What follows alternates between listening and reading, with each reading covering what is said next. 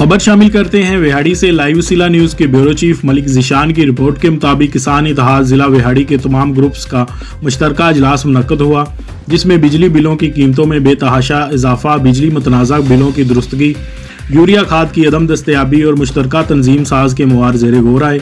इजलास में तमाम ग्रुप्स की नुमाइंदगी, जिसमें चौधरी अनवर ग्रुप से डॉक्टर हसन चीमा, खालिद खोकर ग्रुप से चौधरी इकबाल यूसुफ, चौधरी अकरम कंबो, तारक अशफाक ग्रुप से अजाज अकबर हंजरा और खालिद बाट से इफ्तिखार अहमद चौधरी ने शिरकत की। तमाम दोस्तों ने मुश्तरका तौर पर किसान भाइयों के मसाइल पर मिलकर साथ चलने का अज़म किया और मुदज्जर बाला मसाइल पर पुरजोर एहतजाज का ऐलान किया। बरोज़ हफ्ता 17 फरवरी को दोबारा मुश्तरका मीटिंग से एहतजाज की तारीख का बाकायदा ऐलान किया जाएगा। इस मौके पर सनाउल्लाह वट्टू, चौधरी मोहम्मद अकरम शाद, फौजी मोहम्मद सलीम, चौधरी मोहम्मद अजहर और चौधरी शौकत सरगाना भी शामिल। इजलास से खिताब करते हुए इफ्तिखार अहमद चौधरी ने कहा कि किसान हमारे भाई हैं, इनके मसाइल मिलकर पूरी कुव्वत से हल किए जाएंगे।